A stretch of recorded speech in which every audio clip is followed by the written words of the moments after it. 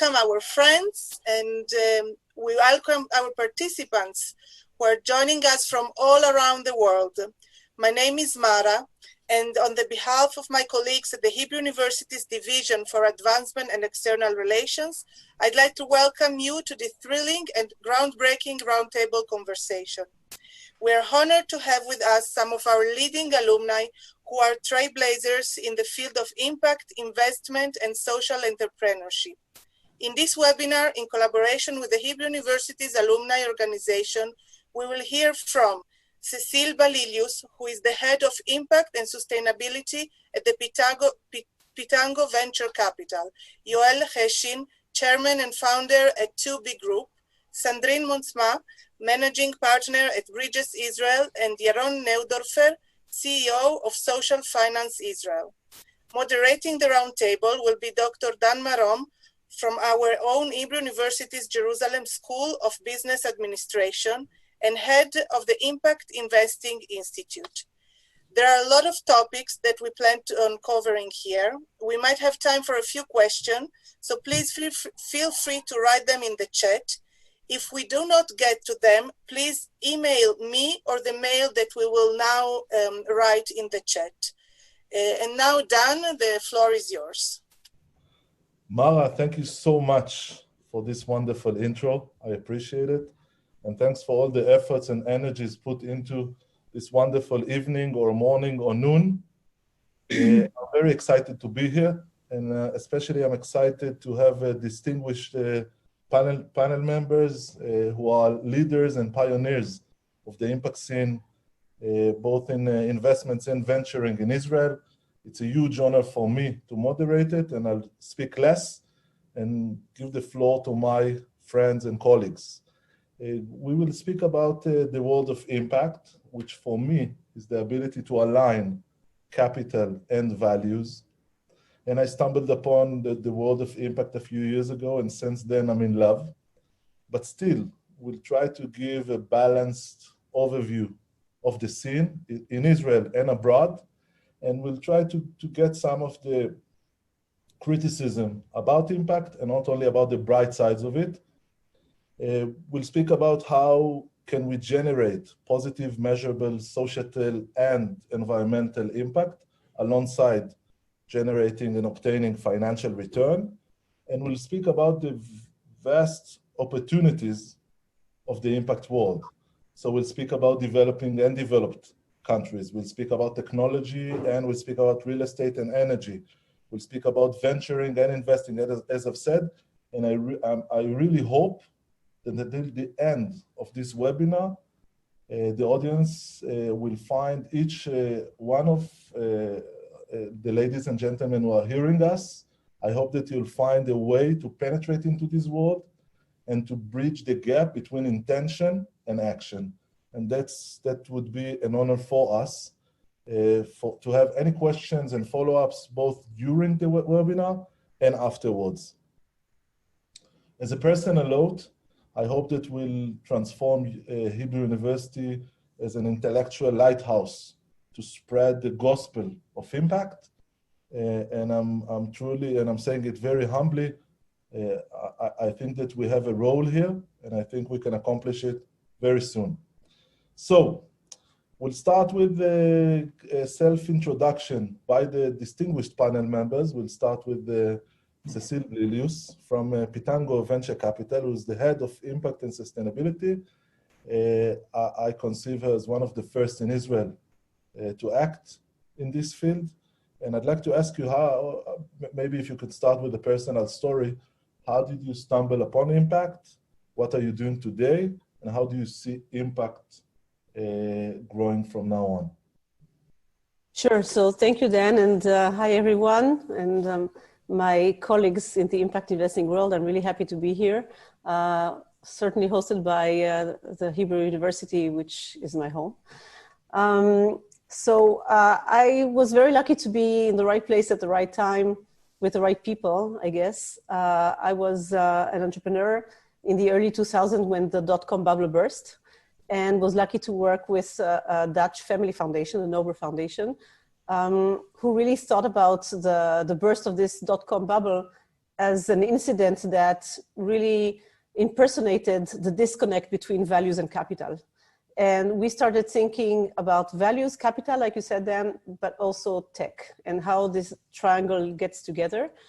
I'm talking about the early 2000s, so impact investing was not a term. There were no sustainable development goals. The GIN, the Global Impact Investing Network, was not in existence.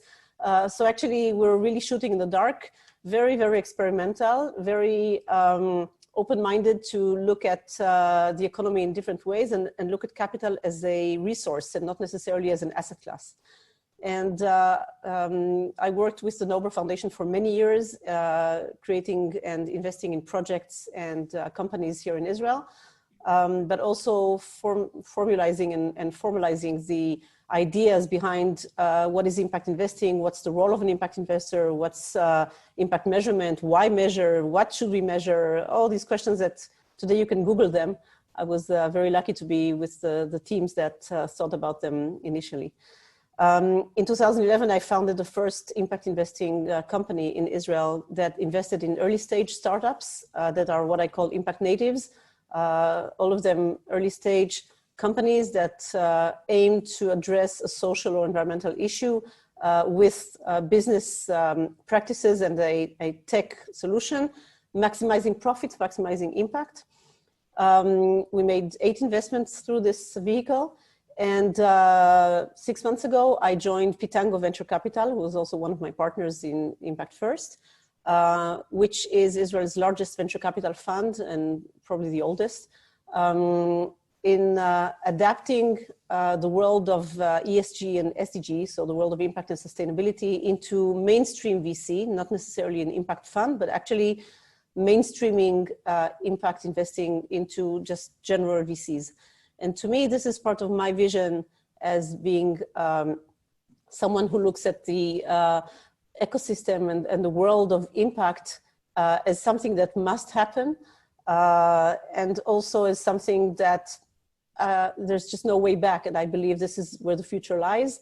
And the way to scale and the way to bring this to the mainstream is really to engage the largest funds. And I'm very happy to be the first person, I think, in VC around the world to hold this position and make this transition. Thank you, Cecile. Sandrine.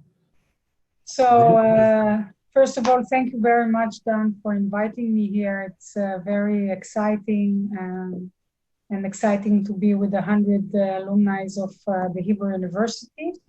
I think that out of the 4 panelists, I'm the least, in terms of number of years in impact, all of you are in this field longer than me.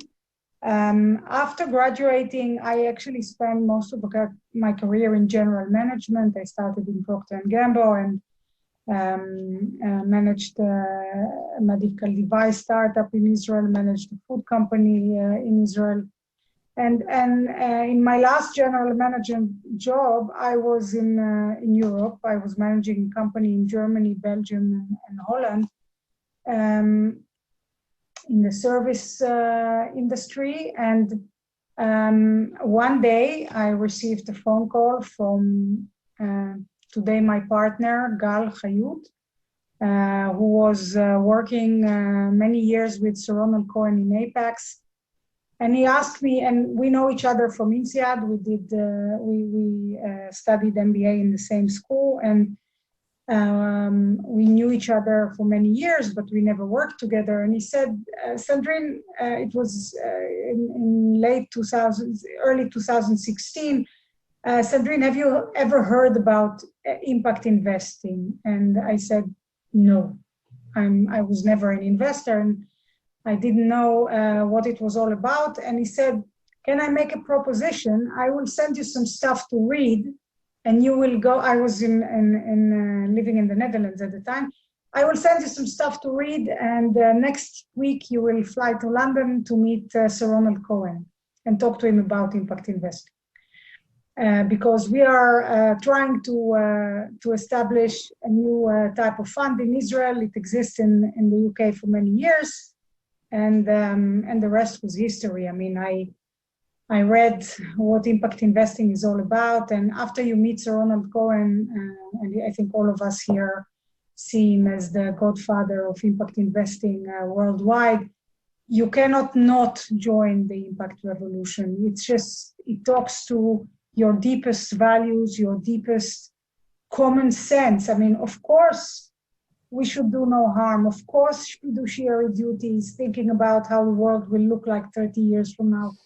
Of course, there is no contradiction between financial returns and doing good. Of course, of course, of course. The more you read, the more you say, that's where I want to be. I joined my two partners, Gal and Ran. Gal comes from the venture capital industry, many years. Ran comes from the private equity industry. And together we established in 2018, early 2018, Bridges Israel. Bridges Israel, I think, is the first of its kind in Israel. It's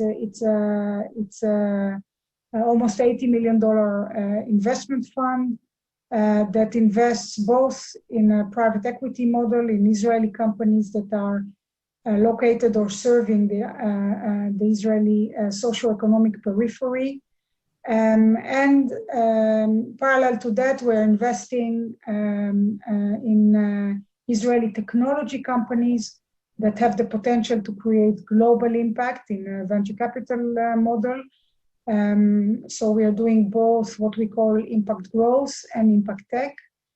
In 2 years, we invested in, I should say, 9 companies, because the last one was closed yesterday. We are a team of 6, and very, very, very exciting to do what we're doing in Israel. תודה. Yaron Neudorfer, the founder and CEO of Social Finance Israel. We'd love to learn about you. Hey, thanks. Good evening, everybody, or whatever the time it is. We're in new geography. First of all, I'm happy to be here. I knew there will come a day that I'll have to pay back to the Hebrew University. So here we are. And I'm happy to be with my friends, Sandrine, Cecile, Yoel, of course, Guy and Dan. 7 years ago, I just left my position as Chief Financial Officer of the Jewish Agency, which is the largest NGO in the country. And like we usually do, I was interviewed by the economic newspaper, The Marker, as a leave interview. And the reporter asked me about the new generation of philanthropists, of donors. And I said, the new generation of philanthropists is, they really want to see what their marginal dollar is doing for the beneficiaries. They're not like the old school philanthropists who used to say, here, this is the check, you go and do whatever you need. They want to see, and they think like investors. And then the reporter says, you know, this is the same mindset like Sir Ronald Cohen has in his vision. And he's looking for a CEO now. Why don't I introduce you to each other? And since then, and it's a true story, and since then we worked together and we co-founded Social Finance Israel that I will elaborate on in a minute. But SFI, as we call ourselves, is really the right place for me to be, because it involves the exact sectors that are present in the whole world of impact investment. It involves investors and finance. It involves government to a certain degree. It involves the third sector, or the social sector.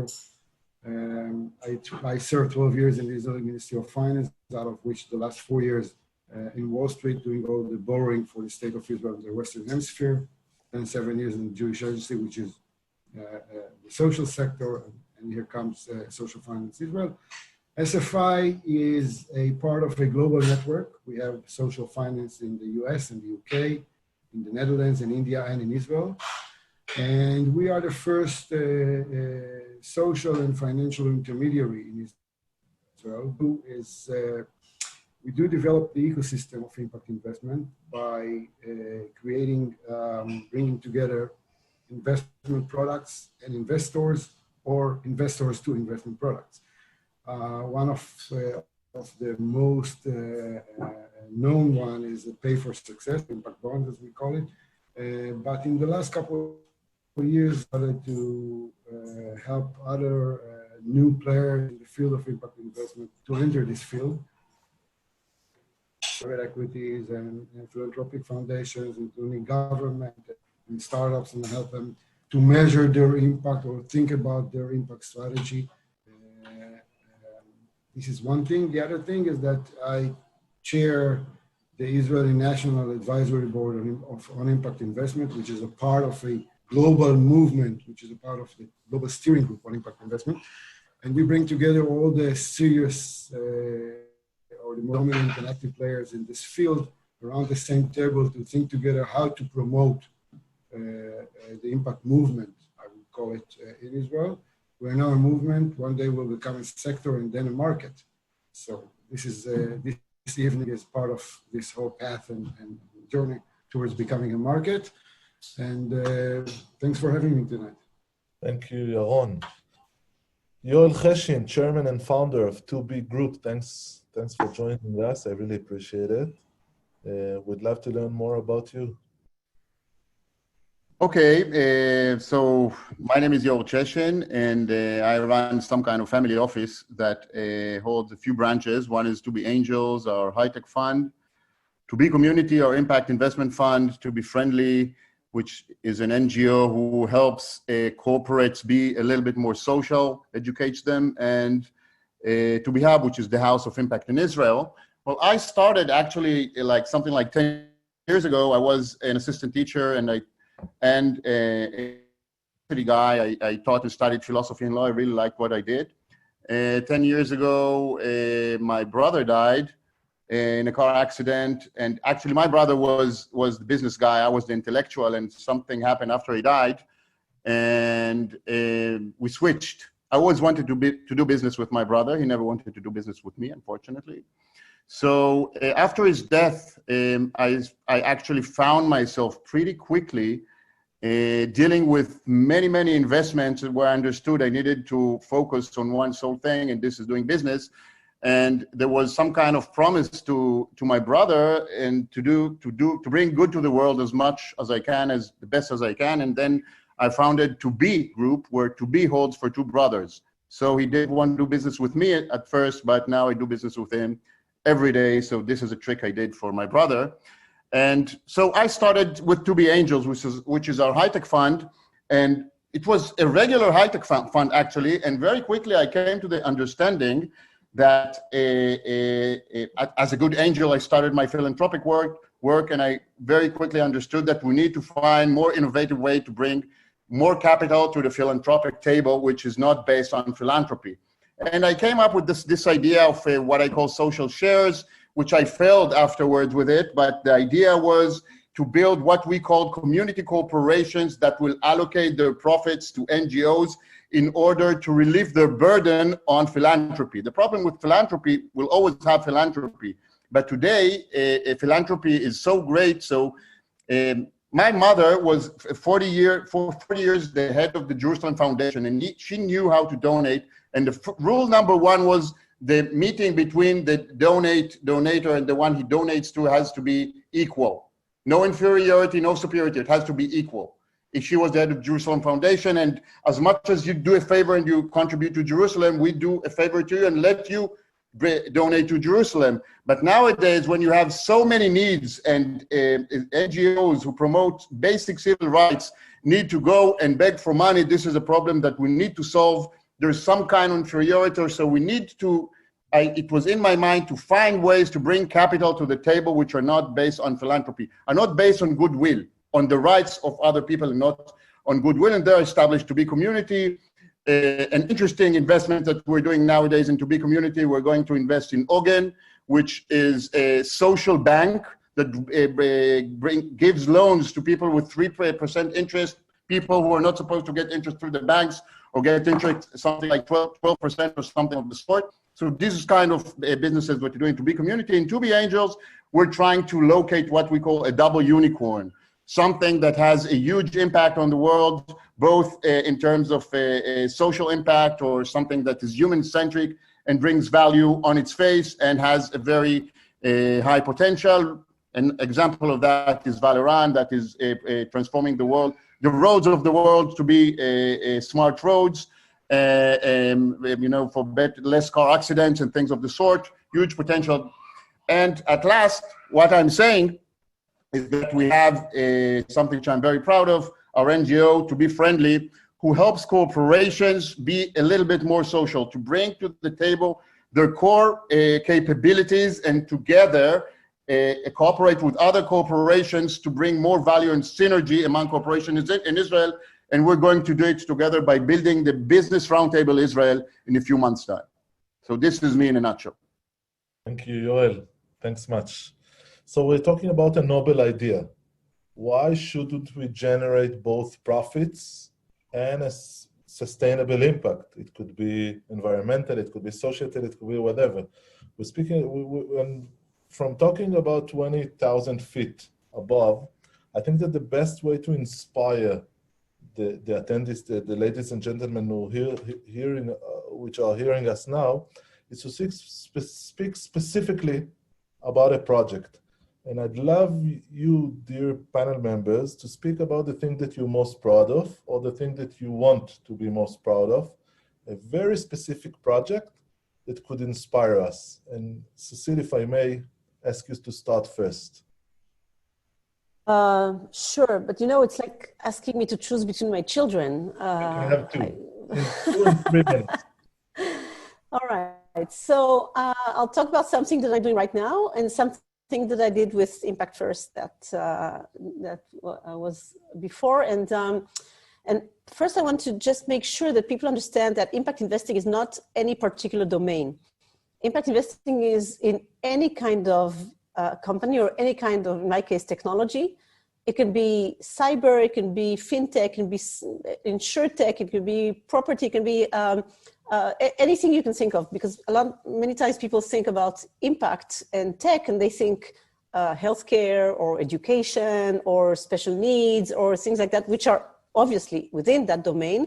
But this is not what this is about. It's about a mindset of changing the world through one of these solutions that are addressing the Sustainable Development Goals. And I'll give you the current example that I'm working on right now. So as I said, in Pitango, we have about 250 companies in our portfolio.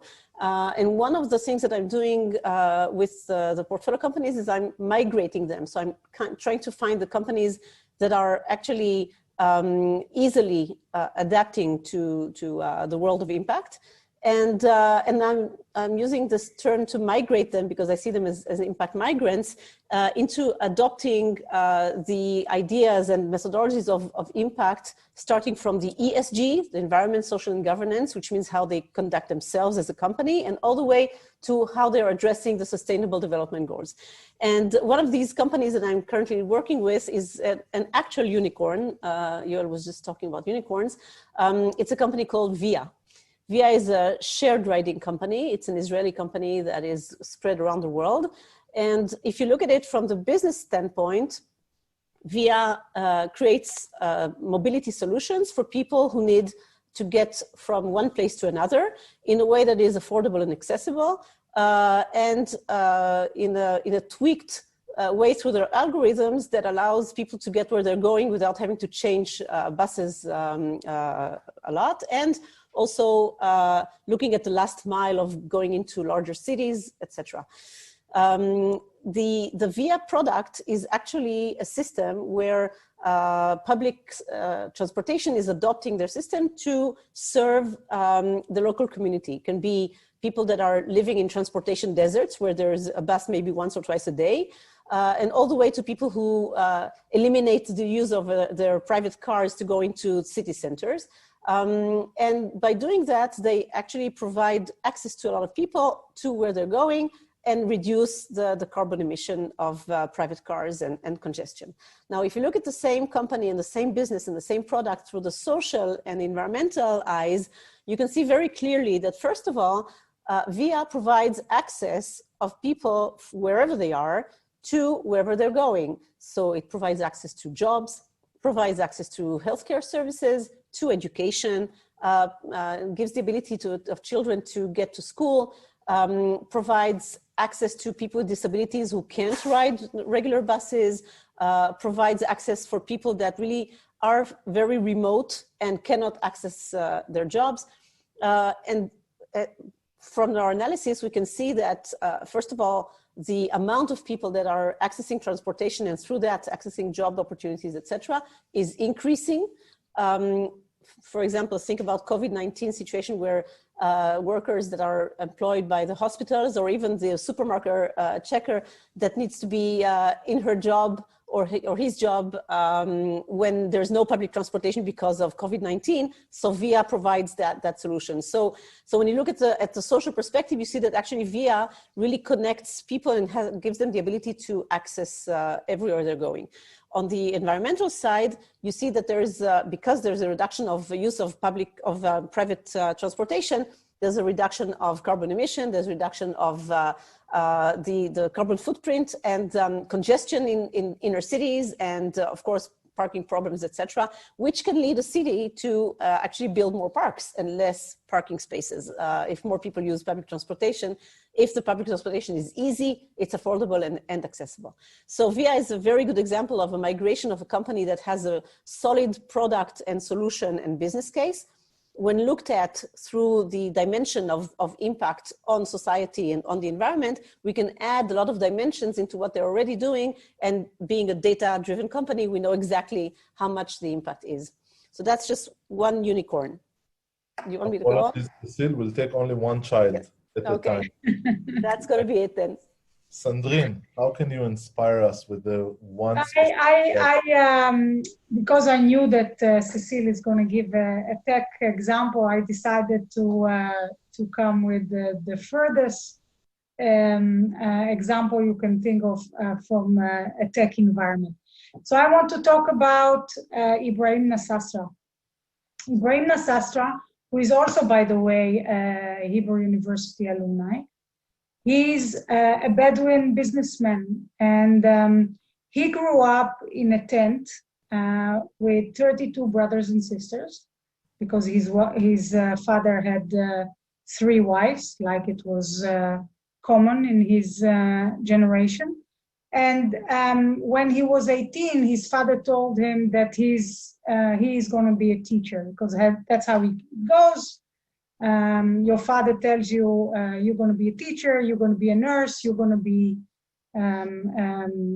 doing business. So he became a teacher, but very quickly he realized that teaching was not his vocation, and he started a transportation business with 2 of his brothers, became very successful, and got married, 1 wife, 4 children. And one day his children came back from school and he happened to be home, and they were very, very hungry. Now, I don't know how many of you know, but in Israel there is a program that is aimed at food security for underserved population. So all the schools in socioeconomic clusters 1, 2, and 3 get a warm meal that is heavily subsidized by the state of Israel. So his children were supposed, he lives in Lakia, and his children were supposed to eat at school. So he said, why didn't you eat at school? And they said, well, it's really ugly.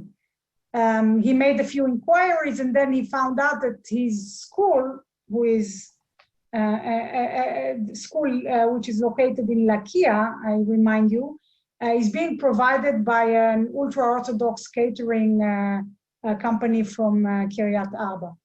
So he said, well, that won't do. And no wonder the kids are not eating tzimes and the rest. And he took 4 women from Rahat and arranged with the Ministry of Education that they will provide Bedouin food to the school in which his children were studying. So that was in 2000.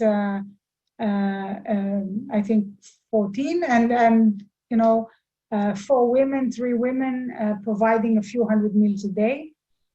Today, Nazid Impact Food is located in one of the best best-in-class production facilities in Idan ad Negev, just in front of SodaStream.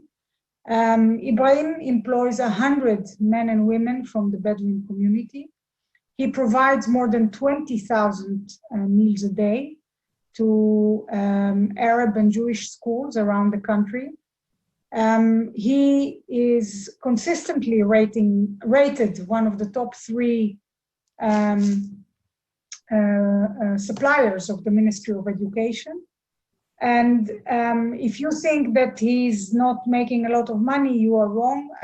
When we considered investing and we looked at his growth rate and EBITDA margins, we found out that he's one of the most profitable catering businesses in Israel.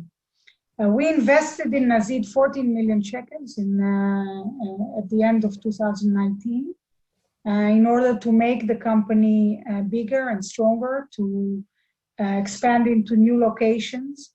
And Nazid, in terms of impact rating, because we measure the impact of every company we invest in side by side to measuring their financial performance, they reached the highest score in Bridges, because I don't know how to explain the impact that a Bedouin woman who has never worked and suddenly can bring home 6,000-7,000 shekels a month, can become an example to her children and to her peers, can become empowered, can study to become a shift manager, can study Hebrew to speak properly.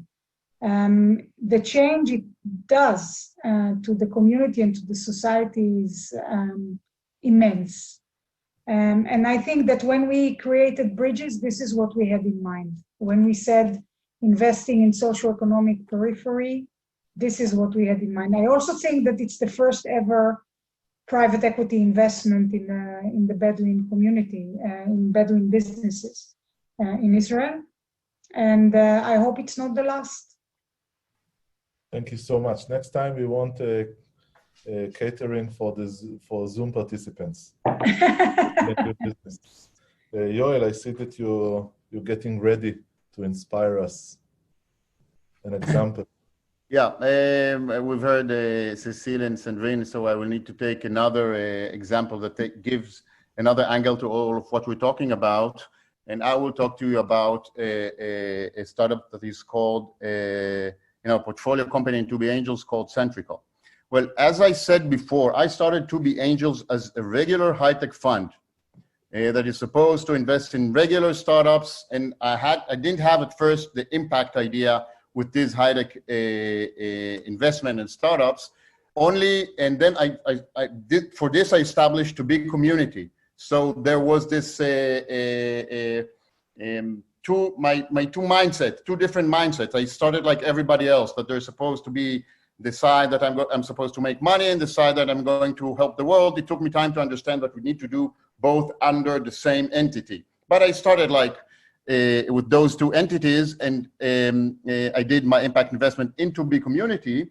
And then I'm a Tonic member. Tonic member is a community of impact investors, and they have the 100% club, which is the club of those investors that allocate their own capital. I allocate my own capital, that wants to be 100% impact, or even if they're not 100% impact now, they're aiming to becoming in a few years' time 100% impact. And this is what I've made this decision. It's like a heroic decision that I'm going to be 100% impact.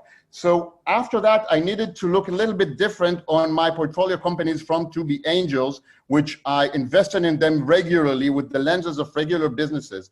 And listen what happened. Something quite, I consider it a miracle, where most of my businesses, my startups, were invested with the lenses of regular business lenses. Most of them, from my point of view, were good enough impact investments, meaning that impact investment is very much a matter of spirit, you know? And Gal Rimon, which is an entrepreneur of Game Effective, he started just as it's called gamification to enhance performance of salespeople in corporations. Not really impact, right? So the more you sell, the more you make money. Has nothing to do with impact. But Gal Rimon is the kind of impact entrepreneur that I mostly like, which is an impact investor who doesn't know he's an impact investor. And I like those people because they don't talk the values, they walk the values. They walk the talk. They just build things. And Gal Rimon is the kind of guy that whenever he solves a problem, a business problem, he solves it through a social way, so through a humane way.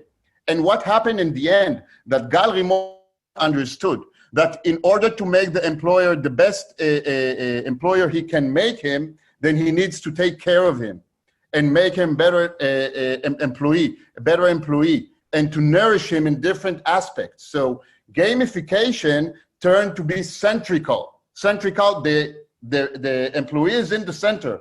We take care of you in terms of your performance, in terms of the way you learn. They build different kind of gamifications that people truly and deeply learn in the company. And third, engagement, to be engaged in the company, not to be alienated. And there is a huge impact, very interesting impact through something that was not supposed to be an impact. And this is important. This is important because maybe not investment, and maybe not every startup can be considered as impact by its definition. But every business can be a conscious business, meaning a business that knows its human-centric goal. And every corporate can have its human-centric goal, and whether it's impact or not, it has a meaning that we can try and pursue. And in many aspects, this is the goal of what we do all, to make us all understand that the meaning of the corporation is to bring value to all its stakeholders. Thank you. Yaron, inspire us. Okay, so thanks. So I will give a definitely different angle, which is closer to really social services. You know that the traditional world, since the 1900s, social services were funded either by philanthropy or government budgets. We see government budgets grow, we see philanthropy grow, and guess what? We see social gaps grow as well, grow even faster. So we need to do something else. We need to be able to bring investors into the social services world in order to tackle and solve more social issues or social gaps. And if we can find the right mechanism to involve investors in investing directly into social projects, that will bring relief to a lot of social issues. That's on one hand. On the other hand, governments and philanthropy usually what they do is they fund inputs. If you're a government, you want to solve an issue, you see what you want to do, you issue a tender, you select the winner, who will execute the project, you pay them the money, and then you sit back and get what you wanted to get. Many times you do get it, more times you don't get it, and you don't pay for outcomes. Basically, what you do is you pay for inputs, and a lot of money is being left on the table or on the floor. And if we could move the public sector, government and municipal government, to pay for outcomes, this will be a dramatic change in the way government fund social services. And this is where we come into play with the concept known as a social impact bond or a pay for success. Basically what it is that you choose what you want to do with. You raise money from investors and you use it to fund an intervention, a very defined intervention that has predefined metrics of what is a success and how do you measure it. And if you are able to demonstrate that you had success and you measured or you alleviated the social issue, then someone will pay investors back their money plus a sliding scale of return that is connected directly to the level of success in achieving the social goals. Who is this someone? It's usually government, because this generates savings to government solving this social issue. So government will keep part of the savings and pay the investors the other part of the savings, and it's growing as a result of how much success you have in this social project. What I want to share this evening is really, after we try to explain the mechanism lightly, what I want to share with you this evening is really something that has a direct connection to the time we live in. We know now that COVID-19 is here to stay, at least for a little longer. And we know that apart from bringing alongside with it a lot of employment issue, we in Israel, and I guess that our participants or attendees from other parts of the world, we witnessed a serious issue with the elderly. At least in the first wave in Israel, the elderly people were locked in their homes, could not get visits, not from their family or friends, and not from the social services of the municipality. They were just totally isolated at home with no access to the outside world. Last week, we launched a social impact bond, the first social impact bond that will deal with elderly isolation and tackle directly this issue with the municipality of Tel Aviv. We raised a couple of million of shekels, and with the money we raised from investors, we're going to fund intervention that will help the elderly alleviate their loneliness.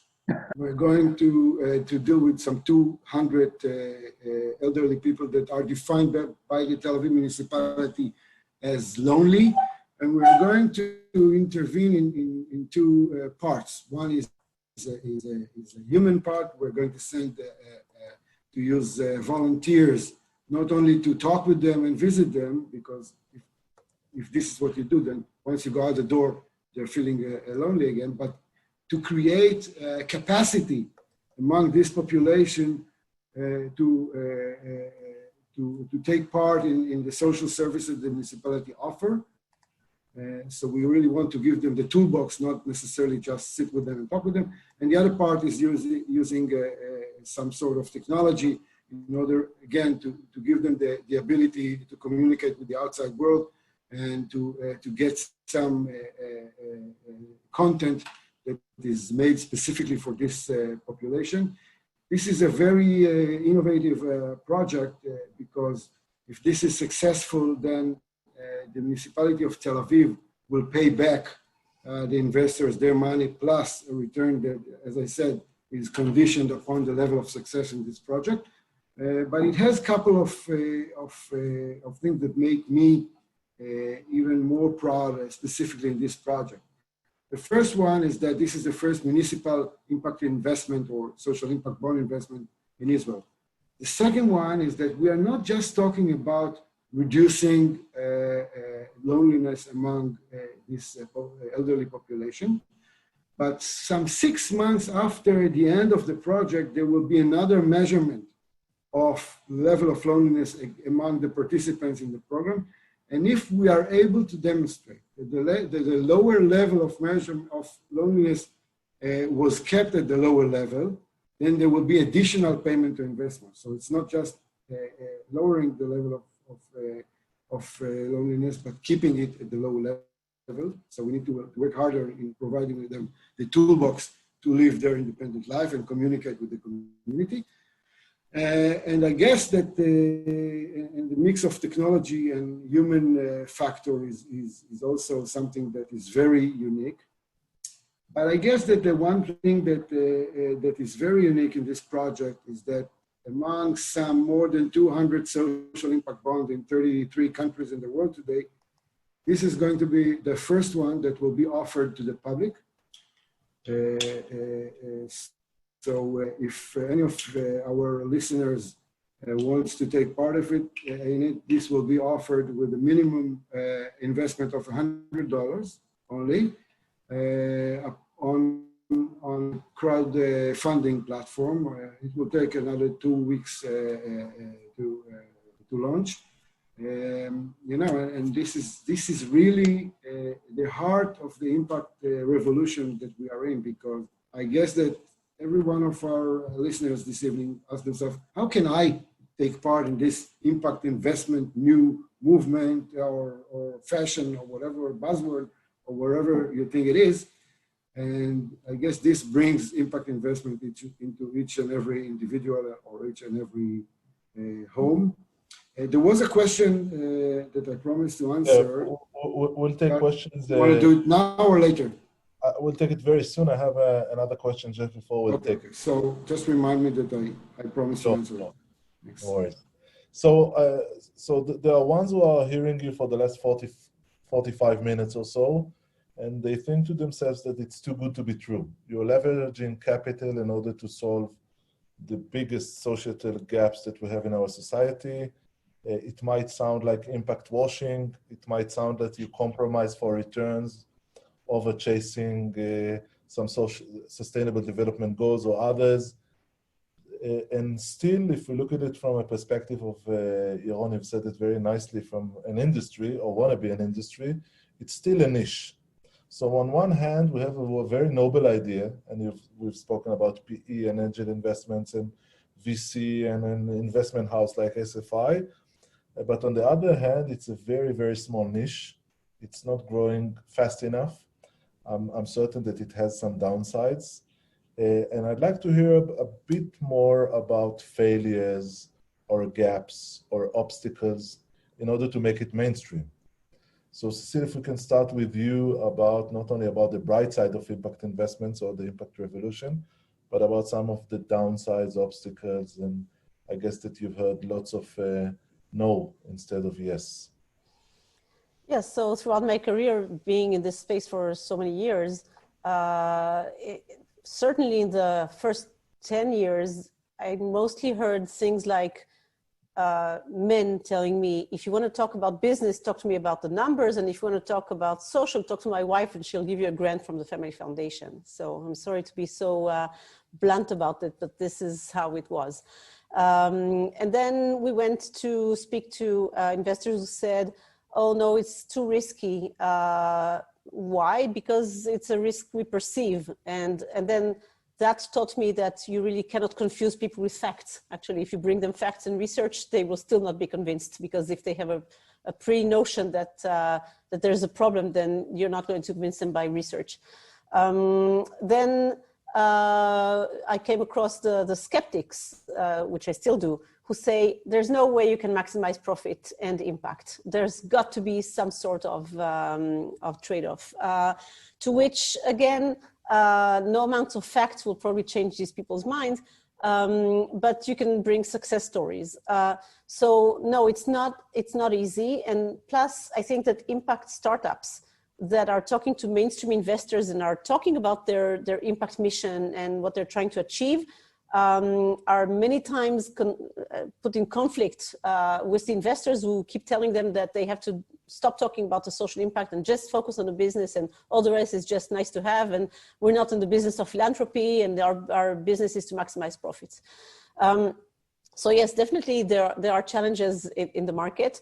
I don't agree with your statement that the market is not growing fast enough. Actually, the impact investing market has grown by 100% year over year in the past 6-7 years, and reached $715 billion in 2019, doubling the year before. So I do believe that it's growing exponentially, and it will continue growing.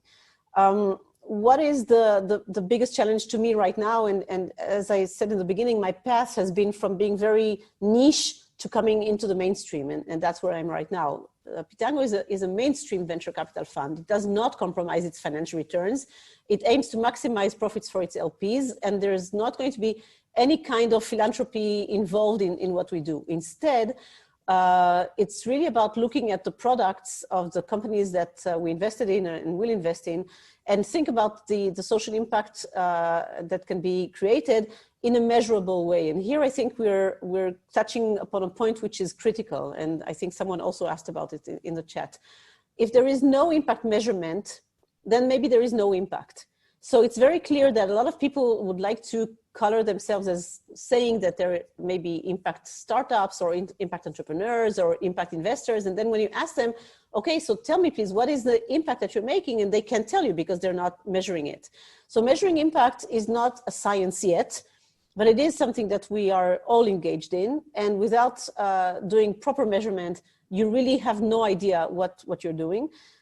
Further, you need to measure the net impact that you're making, because everybody can create also negative impact next to his positive impact. So we have to make sure that the negative impact doesn't overcome the positive impact. And that's something that we measure. So when we're talking about no compromise, and when we're talking about blending technology to really save the world, and I'm not being romantic here, I really do believe that technology is key to addressing the Sustainable Development Goals, then we must look at the companies that are the best and the most successful, because the ones who are most successful will sell a lot, but they'll also make a lot of impact, which is a derivative of their product.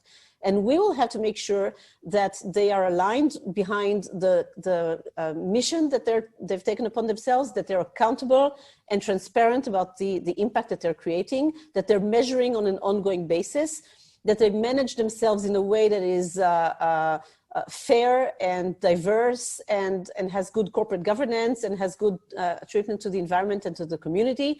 And that, I think, will really ultimately debunk all the myths about impact investing and all these things that people perceive as risks. So it's not easy. It's still, I will agree to one statement that you said, Dan, and that is, even though the impact investing market itself is growing exponentially, it's still a very small niche within the whole capital markets.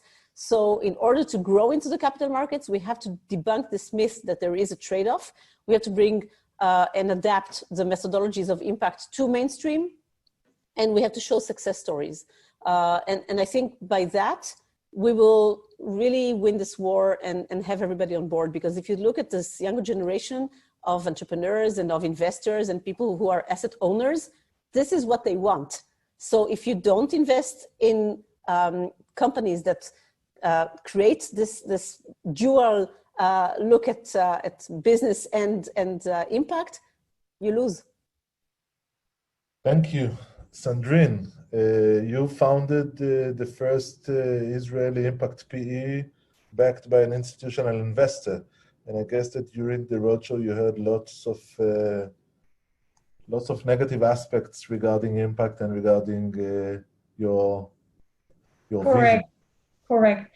So share? yeah, I think you're exactly to the point. I think the biggest challenge in the Israeli market is the institutional investors, because they hold most of the capital in Israel. I mean, if you look at the pension funds, the insurance companies, they basically manage most of the public capital in Israel. And for me, the biggest challenge was to not only talk about trade-off, because it's really not only about trade-off.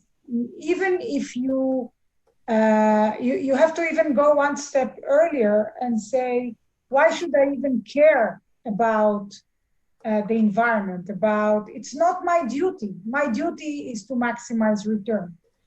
And in the world, many pension funds are way beyond that. I mean, they say, of course, it's our duty. One of the biggest pension funds in the world, PGGM in the Netherlands, said, how can I invest in a company that will make my customers pay more taxes in 20 years because they pollute the rivers, or they tax the environment in a way that they will have to pay more? Of course, it's my fiduciary duty to balance environmental behavior with returns. So they are thinking about fiduciary duty in a much more holistic way than the Israeli market. I have to say, we do have institutional investors. So a few of them said, yes, we like the proposition and we agree, or you convinced us that you are able to make market rate returns and measurable, meaningful impact. But I think as a whole, the market is not there. Not there yet. and I think Yaron talked about the National Advisory Board or the Forum for Israeli Advancement of the Impact Economy, or the new name that we decided not long ago. We are all members of this forum that Yaron is heading, and indeed, one of our main objectives is to increase the awareness of the capital supply, not the capital demand, not the entrepreneurs, because I think there are amazing entrepreneurs and impact entrepreneurs in Israel. There are hundreds of companies that can be backed by impact capital, but the supply of capital is not sufficient. So that's one of our biggest challenges for the years ahead. Thanks. Yoel, I'm looking forward to hear your critical point of view on the impact scene in Israel and maybe elsewhere. You never ask me a question. You just say that you're waiting to hear what I have to say. Give it like Okay. Yeah. I'd like to hear about the criticism over the impact world. I'd like to hear about the downsides. I'd like to hear about the obstacles. It sounds too good to be true. Well, I think it's far from being good to be true. Yes, I think there's a lot to conquer. And, you know, I think sometimes impact investors are philosophers. We love to talk about what impact is, what the definition of impact is. We love panels about that. And I think that I'm not talking about the formal definition, but people, when they speak of impact, they mostly think of something that needs to be below market returns. And sometimes this is the case. For example, that the bank I was talking about that I'm going to invest, that going to give loans, 3% loans to people who need that, etc. This is by definition below market rate. So I call it these kind of businesses, some kind of social businesses that you know that it's below market rate. On the other hand, there is no doubt that there is no contradiction between impact and making money. I think on the contrary, in the utopian world, yes, the impact, the value combined together. And I think the importance of measurement, in order to understand the measurement, let's take, for example, Mobileye, yeah? The measurement of the impact and the measurement of the business are pretty much the same. The more you have this technology in the car, less people are killed, more money for the company. So this is the model of the paradigm corporate. So I think, and I'm not sure, Cecile is what I call the mother of impact in Israel. I learned from her a lot when I came in. I didn't need Ronald Cohen. Cecile was good enough for me. But I think I take a little bit differently the concept of measuring. I mean, as long as you do something that brings value on its face to the world. For example, Mobileye, they don't measure.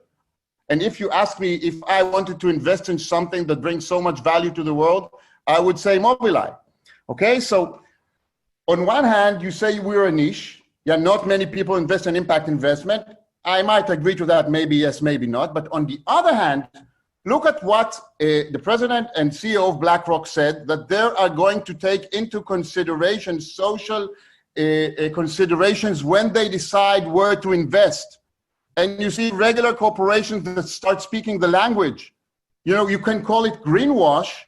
Maybe it's a greenwash, but the consciousness is becoming more open, wider, yeah? So I think in many aspects, we're very much into changing the world right now. And once we change the world, we don't need the concept of impact investment. We can let it go. Because in a way, once you say impact investment, there's an impact investment. So on the other hand, you have investments which are not impact. And this is something that we cannot agree to, because every investment should bring some kind of value to the world. The idea of a corporation is to bring value to the world, to the stakeholders, with some kind of product or services that moves the humanity forward. If it doesn't do so, then I call it not a non-impact, I call it a sick company. As Cecile said, there is positive impact and negative impact. And once the negative impact is stronger than the positive, then it's a sick company and we need to maybe reconsider it. That's my 2 cents for that. Yaron, criticism, dark side, Dark side. obstacles that you face.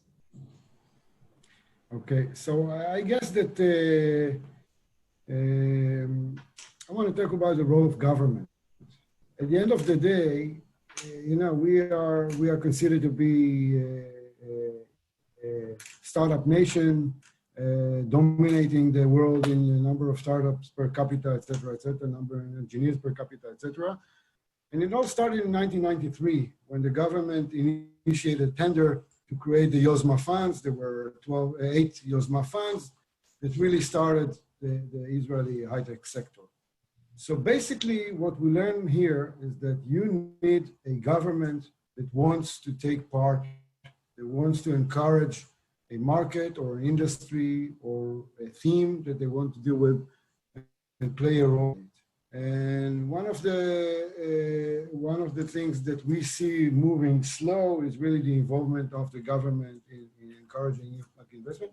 And it has all kinds of measures to it. For example, in the UK, we see that the British government has established a fund of funds, a private equity fund of funds that will invest into impact funds in order to create the market. It started with $1 billion fund, now it's a $2 billion fund. And the goal was to give a relief to the first generation of impact investors in order for them to invest with a peace of mind and understand that they have a partner, which is a government-funded money through this fund. It's called Big Society Capital. And it really gave the market the kick or the push that it needed. And now the market there is, I think, the deepest impact investment market in the world. I give you another example. Sandrine mentioned the presence of institutional investors in this impact market. So we do see some baby steps to make it happen. We saw a directive coming from the commissioner on the capital market 3 years ago that says if you are an institutional investor, provident fund, pension fund, or an insurance company, you need to disclose whether you have an impact or ESG investment policy, but you need a coupling step. You need the public companies to be able to publish their ESG or impact data in order for institutional investors to build ETFs, to build provident funds and other, for us to be able to direct our money into this route. I'll give you a third example where government could be involved, and that relates to this COVID-19 time. Government is giving a lot of support to businesses, which is very needed. Some comes in the form of a grant, some comes in the form of a loan. Now, government could definitely play a role by saying you get a loan in order for your business recovery. But if you meet some certain impact metrics with your business, whether it be social or environmental, then we forgive part or all of the loan because you did your part in creating good public good for the society or for environment. The French government did it with Air France. They gave Air France a lot of money as a loan, and they told them, if you reduce your carbon footprint within a certain amount of years, then you need to pay back only part of the loan. So government can play a lot of role, give tax benefits to impact investors, etc. And government has to jump in. We see other governments taking an active role in this market. And I guess this will come, but first we have to have a stable government, no? Thanks. So we'll take a last question, and I'll divide it to two, if I may. First is, how do you relate your experience at the Hebrew University, and do you think that it has any connection to what you're doing now as Hebrew University alumni? And second, I'm passionate about bridging the gap between intention and action. And I guess that we have dozens of participants in the crowd that are now being inspired and looking into getting into the impact world. So if you can share what you're looking for to invest, or what do you think someone who hears us now, what can he or she do in order to do so? And we'll start with the lady with the cat, my friend Cecile. Hebrew University first, and then some best practices on what to do. And short, because we have 10 minutes and I want to hear you. Okay. So I'll tell you a personal story. I was a terrible high school student. Terrible. No way. And absolutely. And actually, the first place that really taught me how to bring my curiosity to good use and to learn was the Hebrew University. And I spent 3 years in university in doing so many courses and research and just enjoying myself thoroughly, just learning. It was my first learning experience in university. So I'm full of gratitude and I owe the university a lot for that. And that really paved the way for me to be very, I would say, open-minded, because I studied a lot of things and I kept learning more disciplines and different things that really helped me throughout my career in thinking differently about everything. So that's on the Hebrew University side, and it's really been a very positive experience for me. So that's personal. In terms of how to get involved, so out of my own frustration of not scaling enough impact and tech, and out of the $715 billion that are invested in impact, only $2 billion are invested in tech. And out of my own frustration of not being available enough to speak to people who really want to just spend an hour with me and speak about how to get into this business and how to have a career in impact or how to make impact investments or what does it mean and be educated, I decided to establish a nonprofit called GITA, the Global Impact Tech Alliance. And GITA is an organization that is supposed to be for the impact tech community and by the impact tech community. And my aim with GITA, and I invite you all to look at gita.global. I co-founded it with Lihi Schooler, who's the #1 consultant in Israel in impact. And our aim there is to really create a community of practitioners. So we're not at the startup phase yet. We're looking at practitioners, so funds, investors, market makers, education accelerators, anybody who's doing consultants, anybody who's doing something to promote the ecosystem. Create a coherent database of people that can meet each other and be educated, work with the academy and with trainers to train more people in a scalable way, so that every time we speak to 100 people, not one-on-one. And hopefully that will connect also with the work that you're doing then at the university and bring forward many more opportunities and people to really take action on really coming into this market, because really this is the best thing you can do. You wake up in the morning, it's not like going to work. I'm so passionate about what I do. I mean, this is who I am. What I do is who I am. And I really wish everyone to have that kind of passion. Thank you so much.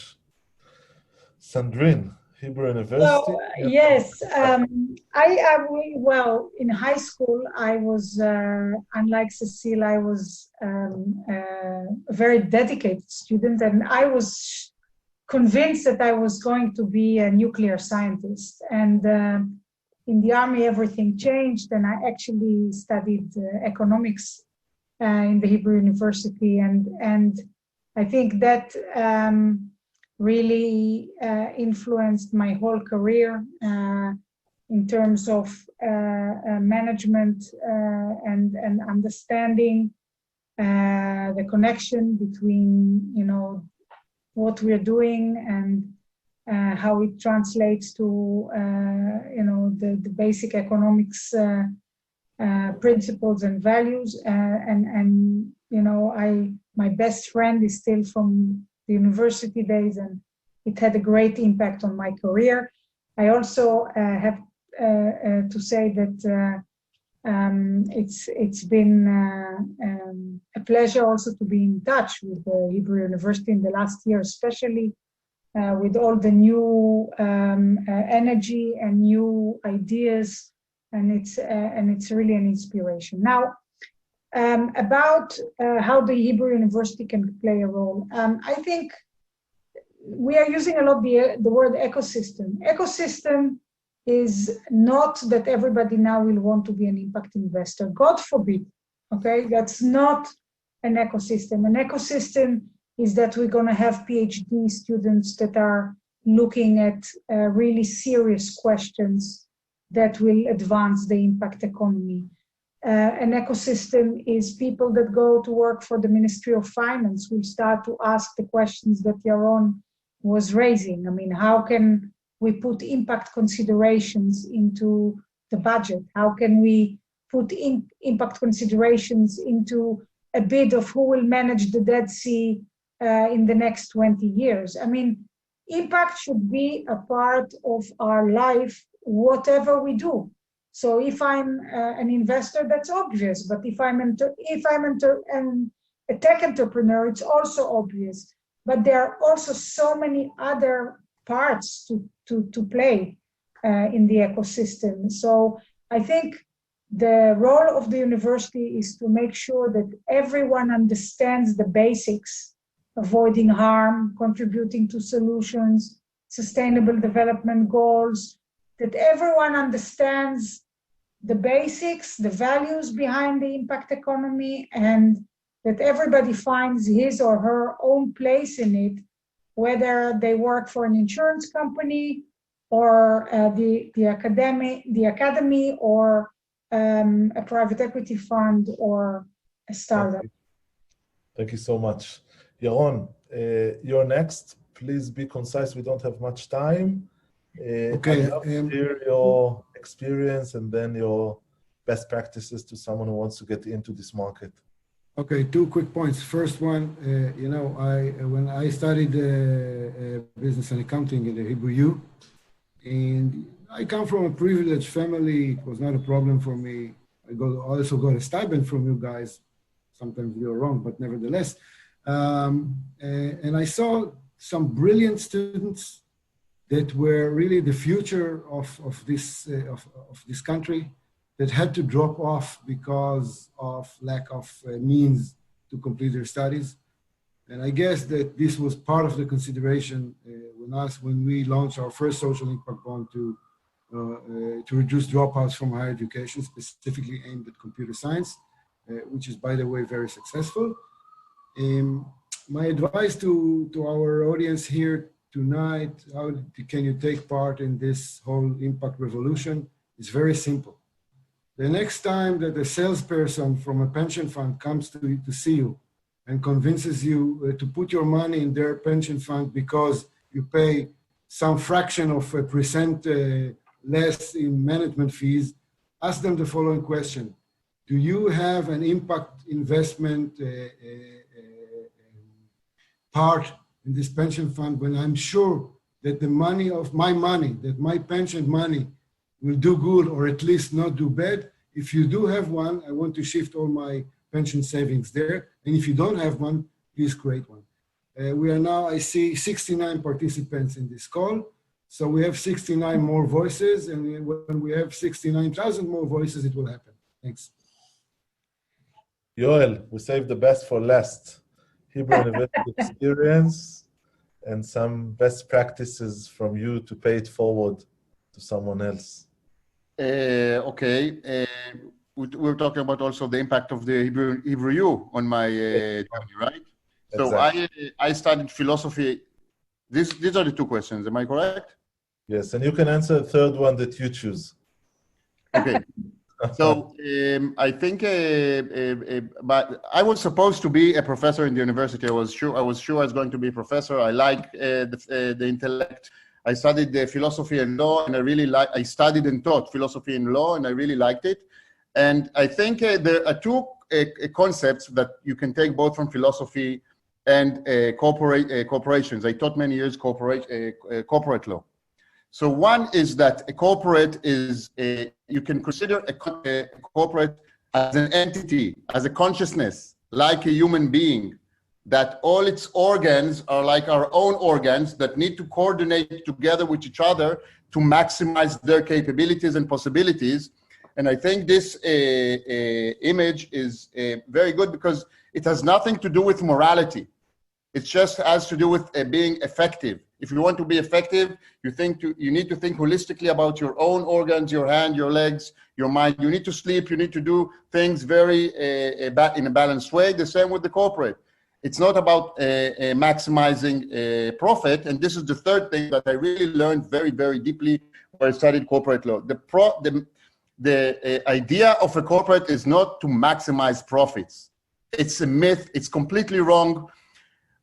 You need to watch at the guy who wrote, who got the Nobel Prize. What's his name? The neo-capitalist that everybody learns, right? What's his name? Come on. There was we only talk about Hebrew University professors tonight. What? Milton Friedman, you mean? Milton Friedman, exactly. I love watching his YouTubes. I completely agree with almost everything he says. He comes from a humane world. When he said that the idea of the concept, the idea of the corporate is to maximize profits, what he's trying to do, what he's saying actually is that as long as we focus on maximizing the profits, this will be the best way to bring value to all its stakeholders. Of course, he was wrong in many aspects. But the idea that the goal of corporate is to maximize profits is completely wrong. We need to eliminate it out of our head. The idea of the corporate is it's a celebration of giving. It's the best way to maximize giving to the world by cooperating together with each other. My advice for people who want to get into the impact world, my true advice is just understand business better. Because I think most important thing for impact investors is to understand business. Because, you know, when I started impact investment 10 years ago or so, I met people who wanted to change the world. And the first half of the meeting was amazing. We just imagined how we're going to save the world. And the second half was quite disappointing, where I understood those people just don't know business that much. And sometimes people get to impact investment because they have some kind of philanthropic a heart or whatever, which is a need. But we need people who know how to do business. Because if people will not know how to do business, then we will not be able to scale the idea of impact. It will stay a niche. So this is like the most important advice that I can think of. Amen. Yeah. Well, I'd like to thank my distinguished panel members. It was a great honor to have you, Cecile, Sandrine, Yoel, and Yaron.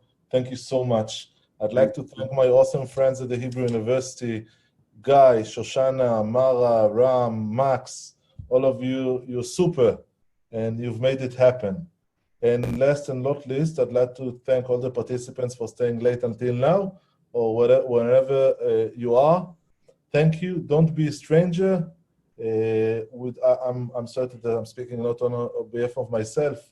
Would be more than happy to hear opinions, to hear the feedback, and to help anyone who'd like to do something in order to make this world a bit of a better place. Thank you so much. Thank you very much. Thank you, Dan. Thank you, Dan, for hosting us. And thanks to my friends. Thank you. Thank you. Bye-bye. Bye-bye. Bye. Bye-bye.